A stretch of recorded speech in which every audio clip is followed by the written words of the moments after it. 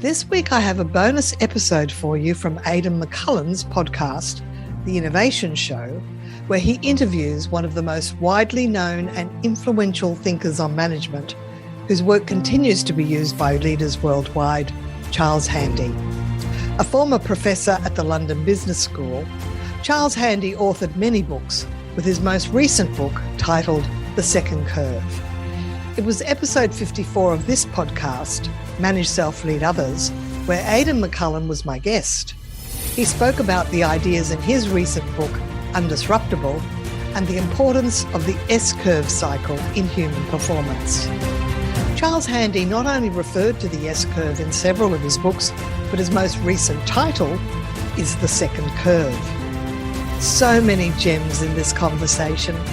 The road to Davy's bar story, the importance of reading the Greek tragedy Antigone, how to avoid making a category error of turning efficiency into purpose, curiosity as the start of creativity, and then Handy nails it, the difference between managers in charge of things and leaders in charge of people. A rich resource. I couldn't help but share this amazing conversation with my listeners.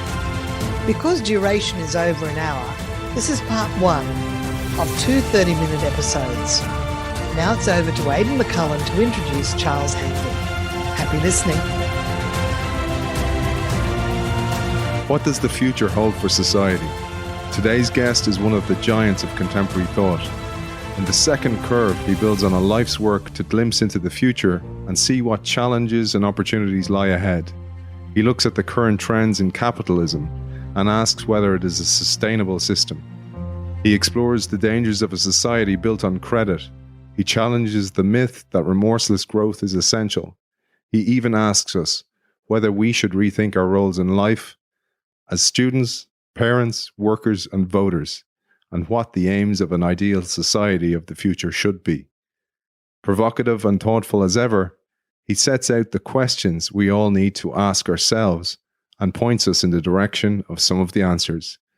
It is a great pleasure to welcome author of many, many titles, but the focus of today's show, The Second Curve, Charles Handy. Welcome to the show. Thank you. Wonderful to meet you. It's fantastic to have you on the show, Charles. It's a real honor, and thank you for welcoming me here in your home in London.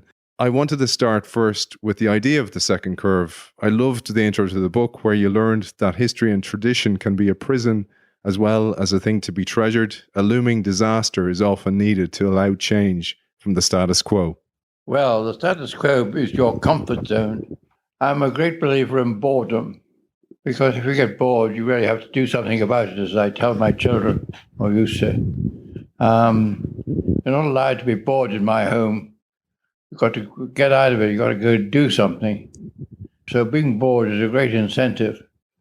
If you're in charge of anything, if people get into their comfort zone, you must kick them out in some way, which is why I value people like you coming and asking me uncomfortable questions. I got to think up new answers. I can't just give them the same answer all the time because the questions are different. I remember sitting at the Synod of the Church of England, for all sakes, and they were debating the possible ordination of women, which was certainly uncomfortable for most of the men there. And eventually one of the men stood up and said, "Mr. Chairman," he said, addressing the Archbishop, "why cannot the status quo be the way forward, as it often is in our great country?" And it seems such a silly thing to say, but he really meant it. The status quo can never be the way forward, it's only the way to stand still. And standing still doesn't get you anywhere. So you've got to, in other words, move. But saying to people change doesn't seem to help people. Change is a frightening word to most people. So I came up with the idea of the second curve as a means of saying, move on, but move differently. And that seems to resonate with people more, because they all feel that they can do things differently if they were allowed to. So that's my message. Think different. Don't think more. And this is one of the big problems with success, isn't it? That we get to this point of success and we have a difficulty of seeing a different way of being. And the story of Davy's bar really resonated with me, but also resonates with people as a way of thinking about the second curve. Well, I find that stories, particularly if they're sort of visual stories, stick in people's minds. They don't always remember the point, but they do remember the story. And yes, Davy's Bar, I run into trouble. People actually think there is a Davy's Bar, and they try to get directions to it. And I say, no, it's a mythical bar, but, it's a metaphorical bar. But I meet people a lot there who say, oh, my goodness, if only I had done this or that. But I can't. You can't go back from Davy's Bar. Once you're in Davy's Bar, you're stuck. You can only move forward, and there is no forward. So you have to have just a drink and wish you'd taken that turn earlier. And could you tell us the story about what actually happened to you at that time in Ireland? You were in Wicklow, I believe. I was in the Wicklow Mountains. I was going to Avoca, and I'd just forgotten the way. I hadn't been that way for some time. So I saw him in by the road. So I stopped and I said to him, is this the road to Avoca? And he said, indeed it is. He said, you just go up this long hill, and when you get to the top, look down, and you'll see down at the bottom of the hill, you'll see a little stream and a bridge over it. And the other side of the bridge, you'll see Davy's Bar. You can't miss it because it's painted a bright red. Have you got that? So I said, yeah, long hill, look down, bridge, Davy's Bar. He said, right. Well, 3 kilometers before you get there, turn right, and that's your road. So I thought, oh, okay. He's told me I can remember that, so I went up. And then I thought a bit odd. I saw Davy's Bar, so I thought, well, 3 kilometers before I get there, well, I better go down there and come back and count 3 kilometers. So I did that, and I saw the road. But blow me down, the road was before I'd reached the top of the hill, the other side. The wretched man hadn't told me that the road would go before I could even see Davy's Bar. And that was the problem. Because once you get to Davy's Bar in real life, you can't turn around and go backtracking. Life isn't made like that. So you're trapped. Somehow or other, you've got to remember that your railroad leaves before you see Davy's Bar. If you see Davy's Bar, it's too late. And too many organizations that I know, and too many individuals that I know, they're on a track and they can't get off it. Because the trouble is, they have to start preparing to get on this new road before they see Davy's, before they reach the top of that long hill. That's life. But at that point, when they should be changing, all the messages are, they're doing very well, thank you very much, so keep on going. Where you are is the right way. Keep in your comfort zone. The status quo is okay. But of course it isn't. And they discover that too late when they're sitting in Davy's Bar having a last drink before the end. Because most organizations, most individuals don't change until they really have to, when they actually see the end is nigh, and they will die or fail if they don't change. But it's too late. You've got to change before you have to leave the party where the going is still good. So the only way to do that is to keep itchy, thinking of new things all the time, so that when you get the chance, you can move. I mean, I quote Steve Jobs of Apple as a wonderful example of a person who's always thinking about the next curve. I gather he was not a very pleasant personality and difficult to work with. But goodness me, he must have been upsetting to his fellow board members. Can you imagine? When he started off, the Macintosh computer was what they sold, and it was doing very well. And he walks in one morning and he says, gentlemen, I know we're doing very well, but we're going to use our profits to invest in a new system. We're going into music. We're going into an iPod. And then when that was going quite well, and he came in and he said, new idea today, we're going into the telephone business. And they said, what are you talking about? We're in computers. He said, no, we're in computers, but now we're in telephones. That's the future. And that's, he's doing very well. And he comes up and he said, no, it's not an iPod, it's an iPad. And everybody says, so what's that? He said, well, it's like a computer, but it's not a computer. You carry it around with you in your pocket. But it's not a telephone. So what are people going to use it for? And he said, believe me, by the time we've got it going in about 3 years' time, everybody will want an iPad. They'll be walking around with them. They'll use it as a notepad, and they'll use it as a mini computer. But they can't use it as a phone, so they still have one of our phones. And of course, he was always right. Amazingly, But it was his quizzical habit of always thinking one step ahead of the present that must have made him very, very irritating. And in my own life, I was a very uncomfortable husband, I think, because I was always itching to do something else. I was never comfortable just doing the same thing every week or living in the same house. And I was always thinking about new possibilities, dreaming, you might say, until eventually it actually happened. And I resigned by mistake from my job, which you would think nobody else does, but it happened to me.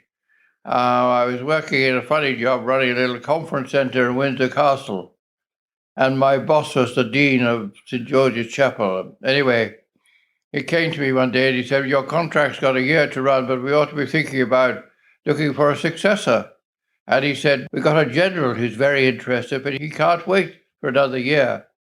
So I said, being a kind chap, I said, well, you know, if you and the other trustees want me to go a little early, by which I meant a month or so, I'm sure we could think about it. On that evening, one of the other trustees rang me up and they said, Charles, I'm terribly sorry to hear you're leaving. And I said, I'm not leaving. He said, oh, yes, you are. The dean's just come in. He said, you've resigned and we've discussed a date for your leaving party. And obviously the dean and my boss had taken me seriously and thought I was actually going to leave.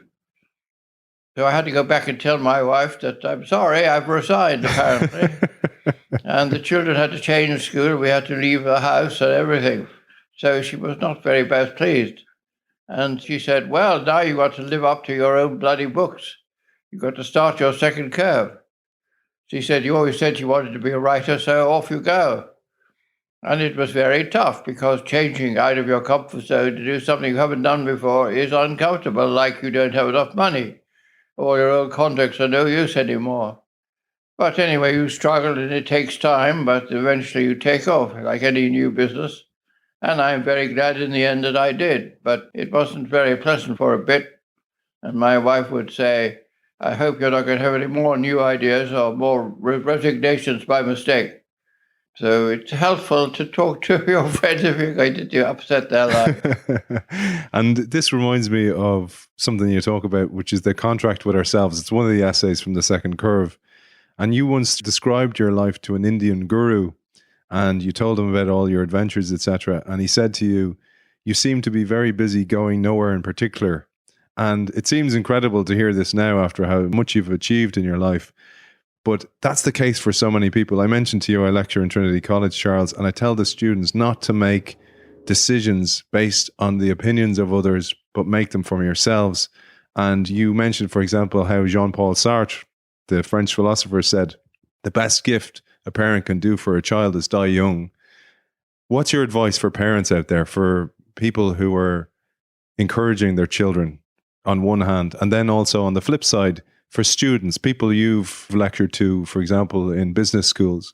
There's two sides to the coin here, the parent side and then the student side, about how to take charge of their own lives. I also tell my students that luck is a big part, and actually knowing when to chance your luck is really quite important. I say the thing is, and a funny thing in life, apples fall into your lap, and you shouldn't just take no notice. You should, if they look juicy, eat them, But the problem is you can't tell when the apples are going to fall into your life. It helps a lot if you go and stand in an orchard. If you want to go into the acting business, go to cultivate your acting friends, go to as many theatre dues as you can, stand in the theatre orchard world, and then apples will fall into your life. If you want to go into technology, haunt technology conferences, and then one day somebody will say to you, "Oh, just the kind of guy I need." And that's the apple, and bite it. You've chanced your luck because you've gone and stood in the orchard. And for parents, I would strongly advise them to get out of the way.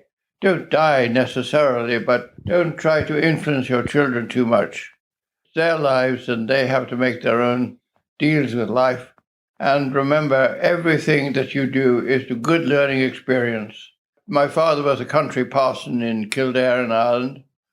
I joined Shell, and my parents didn't try to persuade me not to, though they clearly disapproved. They wanted me to be a country parson and perhaps promote into myself to be a bishop one day. my son the bishop, that's what they wanted. But I decided by then that I wasn't going to ever go to church again, or I was not going to be poor again. So I thought an oil industry career would be very nice. Anyway, I was posted by Shell, but my first job was going to be in Singapore. And my parents came to see me off at the airport. My mother said, as I got out of the car, she said, "Never mind, dear, it'll all be great material for your books." "Books, Mother," I said. "I'm going to be an oil executive. What are you talking about books for?" She said, "I see, dear," which mothers do when they mean they don't see.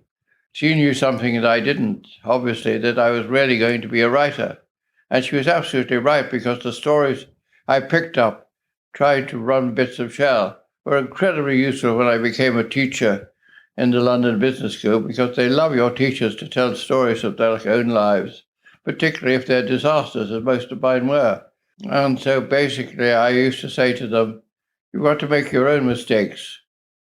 And my wife would telling me, every problem you meet, there is behind it a hidden opportunity to do something different. So every experience is useful. It's material for your next book. I had a stroke a year ago, which knocked me out of action. But I realized as I lay there, with nothing moving and no muscles left, that it was going to be great material for my next book. So I carefully noted down everything that was happening to me at the moment. And so I'm writing a new book called A Dead Man Talking. Brilliant. Which is basically about being totally dependent on other people, being effectively dead, not independent in any useful way, and needing somebody else to hold on to you while you walk, needing somebody else to dress you, needing somebody else to wash you. I mean, it's really quite difficult and quite humiliating at times, but it's all an interesting experience, which I can write about. So my second curve is talking about being out of action, really, which is interesting for somebody who always wanted to be in action. I mean, I was quite an active member of society, and now I'm just a spectator. I'm sitting in the theatre watching other people perform, which is very good for me because I have to keep my mouth shut. So that's why it's so nice to be talking like this, because basically I'm a storyteller and a talker. It's funny because in the second curve, you preempted this. You said, and I agree massively with you, that society shuts away their elders, and there's so much wisdom in the elders. That experience, that scar tissue has so much to teach the next generation, and they can build upon that wisdom. Yes, well, you hope your experiences are relevant, but it's quite good to be asked about your own experiences and what you learned from them. People ask me if I do consultancy. I say no, I do Socratic counseling. I refuse to go into organizations. I like to see them through the eyes of their chief executive or one of their senior managers who come to see me. So it's their organization I'm talking about, and I question them. And I say, "What's your organization all about?" And they say, "It's about making a profit." And I say, "Why are you making a profit?" And they say, "To make more profit." And I say, "Why?" And I keep asking why. And they increasingly find it difficult to answer. And in the end, they come to an answer that actually is beyond selfishness. They say, in order to improve society or to make my customers happy or something that deals with something other than themselves, because great organizations have a purpose beyond themselves. Let's talk about that purpose, because you mentioned how the financial downturn was a catalyst for change, when many of us and many organizations had to rethink what they stood for. And I'd love to honor your wonderful wife and partner, Elizabeth, with the three selves which you and her put forward, and which ones we put forward first. Which one actually represents who we truly are? In your book, The New Alchemist, you mentioned this. Well, my wife was a photographer, and a very imaginative one, and she loved taking photographs, but she was very interested in identity. And her photographs try to explore people's identity. She makes them try to feel good. But one of the tricks she came up with was very interesting. She said, "Everybody that I meet," she said, "there are at least three different selves there. There's the public self and the private sector, and so on." So she'd ask people, she'd go to their home and ask them to stand in their favorite room and then act out visually the different selves. So there would be the mother, there might be in her case, the photographer, or there was the money earning, the businesswoman, and so on. And what she discovered, she didn't tell people this, but of the three selves that she had, the one that was nearest to the camera, which she chose, was that of a photographer, because that was the one bit of herself that she most loved, most keen on. But actually, the nearer you stood to the camera, the bigger you come in the picture when you get it developed. So in the picture she developed, there she was, very large as a photographer, not quite so large as a cook and the mother hen. And then right at the back, she was there as my agent, the moneymaker, tiny little figure. So I say to people, you can see how important I am in her life. And when she'd deal with this with people, and they would be very surprised. I remember going to one man who was a banker. And as a banker, he put himself at the back of the picture. He didn't realize that was where he was going to be. But right at the front, he came in his sort of casual clothes with a pile of books beside him. And it turned out, when we talked about it, that basically he wanted to write a novel. He dreamt of being a novelist, and he hated being a banker. And sure enough, within a year, he was a best-selling novelist and had stopped being a banker. So it was a way of helping people to discover what their dream is, really, by means of photography. And but it was great fun getting people to do that. But I mean, all of you have different personae or masks that you put on, depending who you're with. So most of the time I'm a writer, but some of the time I'm a speaker. And so sometimes I pretend I'm a guru or something like that. And some of the time I'm just a visitor at an organization. And sometimes I'm just a writer. But it all depends who I'm with. And I can choose, of course, to put on a different mask or a different persona, as they call it in Greek. But people will find you out. I remember a friend of mine, in somewhere in London, they had a take your daughter to work day to try and persuade young people to go into business. So he took his very bright 15-year-old daughter to work with him. And I said to her, "How did it go?" She said, "Well, it was very strange. I was with this man who turned out to be not like my father at all, because he was totally different, sitting behind a big desk at an office, than the cozy father that she knew at home." And she said, "I didn't agree with him, actually." She found quite shattering. But most of us play with our different masks that we put on. I remember going to a call center head office in New Delhi in India. And it was a call center that dealt with the complaints and so on of an American firm. And so all the people, they were basically mostly young women, would come in the morning 2 hours early, and they had to change into American clothes, and then sit and watch an American soap comedy on the television and speak with an American accent while they watched it, so that when their customers spoke to them, the customers thought they were speaking to young Americans. And then after their stint was finished, they changed back into their Indian saris and go off home and be Indian ladies and gentlemen. And I said, I wonder how on earth they managed to live like that. And then I thought, but I'm exactly the same. I go into London Business School where I was, and I'd wear a suit because I was teaching that day. But then I'd come home and put on a sweater and sit by the fire, read a book. And I would be a different person, or pretend to be a different person.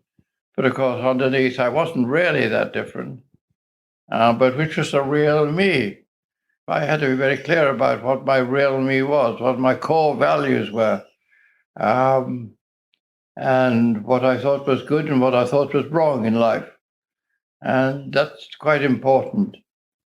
I'm a great follower of Aristotle.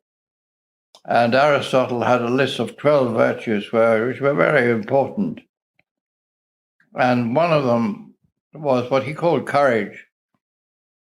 And courage, he meant, It's the courage to stand up for what you believe in, no matter what. So you have to work out what you really believe in and what you can't. What's your sticking point? What people can't budge you on. So what are your core beliefs? What is your sticking point?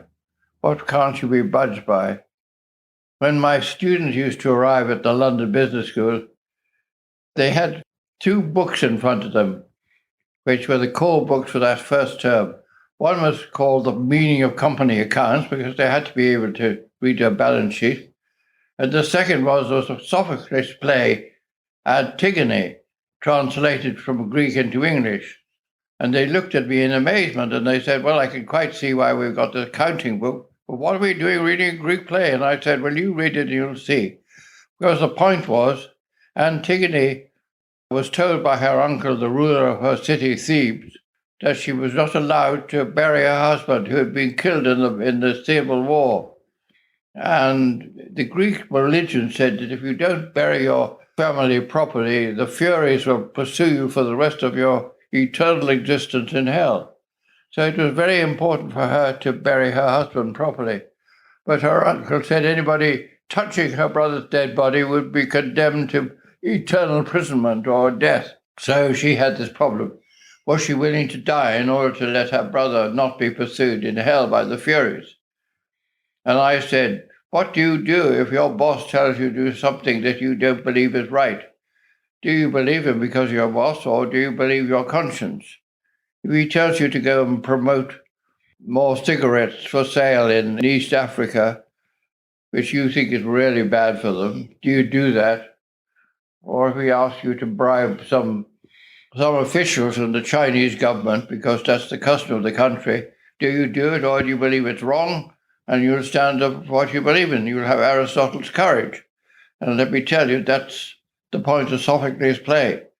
Now, which are you going to be?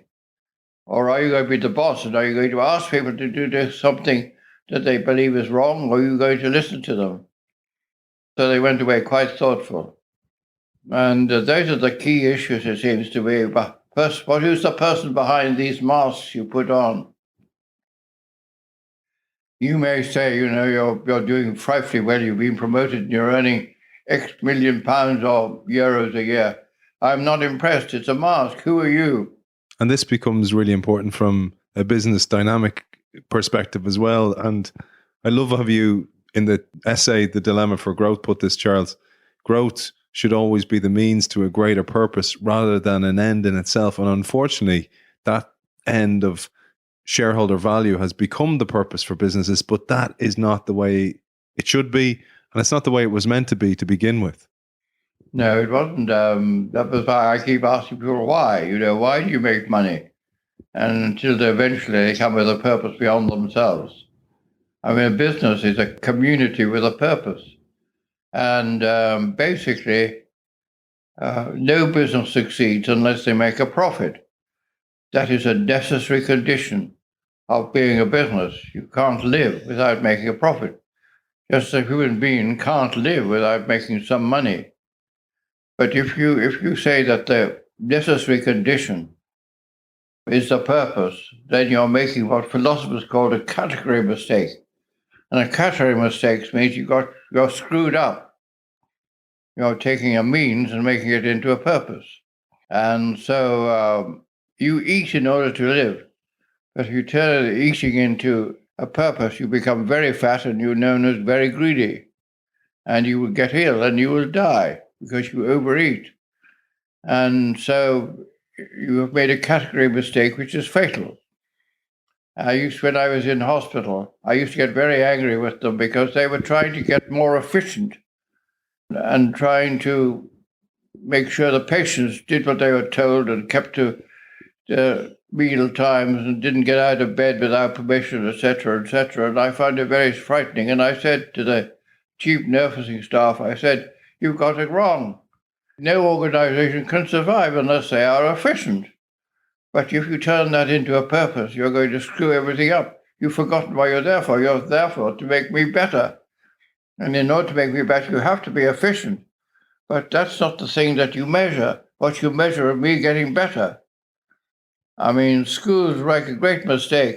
Schools have to school their children. They have to pass exams in order to get to the next layer of education. And that's a necessary condition, keeps the parents happy. But if you make it to the main purpose of the school, you'll forget what you're really there for, which is to make them independent human beings with values and knowing what they believe in and what their core sticking points are. So please make sure that you don't make a category error. Profit is necessary, but not enough. You've got to go beyond that and have a purpose. For instance, I think schools should be measured after about 20 years by what our children are doing in life. If we could find a proper way of making sure that we could measure happiness, for instance. Well, hopefully they'll try to turn out children who will not only be successful, but also content with their lives. Be happy. Yeah. And I loved what you said about education. In education, all the problems we are presented with have already been solved. They were closed problems with proven answers. Yeah. And we're not taught how to learn. We're not taught how to critically think, but rather just to retain information. Yes, I mean, teachers treat their children as empty computers and they're filling their memory cards. But actually, they don't actually need the teacher to do that. They can go on Google to do that, actually. So they theoretically already know everything the teacher knows, and they need to know how to access it. But they don't know all the questions the teacher doesn't know the answer to. It's no good answering to our mathematics teacher who you should marry. He hasn't a clue. And he might just say, oh, well, make sure they earn 10,000 euros a month. But that's not going to satisfy you. So he doesn't have the answer to the important questions in life. He doesn't know who you should marry. He doesn't know what job you should do. He doesn't know what house you should buy, what country you should live in. He doesn't know what language you should learn. None of these things can your teachers answer for you, even if it's the best school in the world. And he's the best teacher. He could just ask, you've got to answer those questions. So get used to answering your own questions. Don't expect the teacher, just because he's got the answers at the back of his textbook, to know more than you do. He knows more than you do about his subject, but he doesn't know more than you do about your subject, which is yourself. So, you've got to work it out. And one of the things you talked about, Charles, and you grew up in Clane in Ireland, near the Jesuit school of Clongowes. And the Jesuits say it's the first 7 years where the mind is formed. And you say about education and about parenting that a lot of the onus lies with the parents. The parents need to take responsibility to help the children and stop blaming the education system, but remember that there's an onus and responsibility on parents as well. Well, they mustn't interfere. I mean, basically, children are born with curiosity. Unfortunately, we lose curiosity as we grow older because we think there are answers and we think the teacher has them. So if we listen to what the teacher says, we get on. But actually, what you have is even more valuable. It's curiosity, which is the start of creativity. If you're curious for things, you'll go out and try to find an answer. And that's wonderful. And the trouble is, as you get older, you lose curiosity because you feel naked if you don't know the answer to things. And so you look for authority. I mean, I know when I was started off in my career as an oil executive in Malaysia, I was very curious. I couldn't work out why they did things in the way they did, and why they didn't, for instance, use big rail wagons to bring the oil up the railway to in the middle of the country, and why they sent it by road in lorries with drums. And I thought, they must be mad. So I wrote a little paper explaining how much money they saved. They sent it in big rail wagons.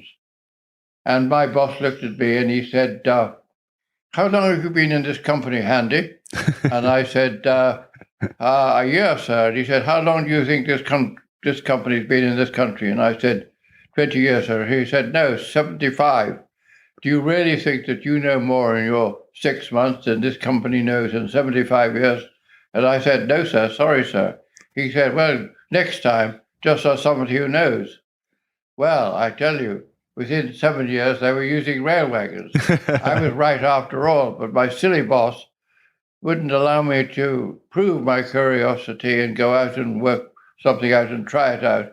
He thought he knew better. and he didn't. And parents are the same. They don't always know better than their children. And their children are often very wise. I mean, I asked my children when the British had their referendum about the European Union, I said, what are you going to be, leave or remain? And they were aged, 10 and 6, they both said they wanted to remain. And I said, why? And so the 10-year-old boy said, well, because I might want to go to university in Europe. And so I get, apparently, it's free if I'm a member of the European Union. And the daughter said, because we could have croissant for breakfast. And I thought both of them were absolutely right. From the mouths of babes. But neither answer would have occurred to myself or my wife. And I mean, it was very good for them to work that out. And they're absolutely right, yes. The Erasmus program is great. And yes, indeed, French food is remarkably more interesting than English food. So I gave them top marks. And they were very pleased to have got rewarded by us. They thought, it did their self-confidence a lot of good. Absolutely. And one of the things you said there about your time in Malaya and Malaysia, the management versus leadership conundrum, these two words get confused quite a bit, and you dedicate a lot of the book to this, and a lot of your work over time has been about the difference between the two. I'd love if you shared your thoughts on this. Well, I used to find that people loved to be managers, but didn't like to be managed. And I began to wonder why it was, and then eventually I discovered that, I went into intellectual organizations, the ones which basically did intellectual work, like universities or like law firms or consulting firms even, who hired people for their brains, really, and their talents, and they were professionals. And hospitals are the same. That basically the word manager applied to people who were in charge of things like, say, the catering, or things like the communication system, or things like the technology, or things like the structure of the organization. And you can manage things. And leaders were the people who were in charge of people. So you had the leader of teams, and they had the leader of projects, not the manager of teams. You had the leader of teams. And so I came to the conclusion that, yes, you should only use the word manage when you're dealing with things or systems, and lead when you're dealing with people. Because the trouble is that people think you can manage people. And if you call people human resources, it sounds as if they are things. So you think you could boss them around and tell them to do this and that. Whereas a leader, they don't have to follow you unless you can persuade them and excite them and give them a common purpose. So leadership is basically an art, which not everybody has. A manager is a technique and a skill. But don't try applying managing and treat people like objects. Thank you, Charles Handy, author of The Second Curve, and thank you to Aidan McCullen for sharing this conversation with my listeners from his podcast, The Innovation Show. Next time we'll hear part 2, where Charles Handy shares his model of the Shamrock organisation, the citizen organisation concept, how efficiency can be the curse of effectiveness, the donut principle, how individuals have negative power to stop things, the white stone story from Revelations, the importance of curiosity, boredom and itchiness, and Aristotle's eudaimonia and active happiness. I feel confident you'll agree with me that leaders should still pay attention to Charles Handy's quiet wisdom. Till next time, ciao for now.